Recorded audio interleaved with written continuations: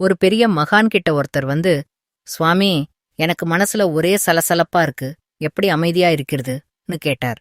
உடனே மகான் ஒரு கிண்ணத்துல முழுக்க தண்ணீரை கொண்டு வந்து அவர் கையில கொடுத்து, இத கீழே சிந்தாம கிராமத்தை சுத்தி வந்துட்டு வான்னு சொன்னார். அந்த மனுஷன் திரும்பி வந்ததும் மகான் கேட்டார், கிராமத்துல என்னவெல்லாம் பார்த்த? அவர் சொன்னாரு, சுவாமி, எனக்கு வேற எதை பத்தியும் யோசிக்கவே நேரமில்ல. இந்த கிண்ணத்துல இருக்க தண்ணி கீழே சிந்திடுமோன்னு அதையே பார்த்துட்டே இருந்தேன். நம்ம வாழ்க்கையும் அப்படித்தான். தேவையில்லாத கவலைகள், கடந்த கால பிரச்சனைகள்னு நம்ம மனசை சிதற விடாம, இப்போ நாம செய்ய வேண்டிய வேலையில மட்டுமே முழுக்க முழுக்க கவனம் செலுத்த ஆரம்பிச்சா நம்ம மனசு தானா அமைதியாயிடும். அதனால நீங்க இப்போ என்ன வேலை பார்க்கறீங்களோ அதுல 100% கவனத்தை கொடுங்க. நிம்மதிதானா உங்களை தேடி வரும்.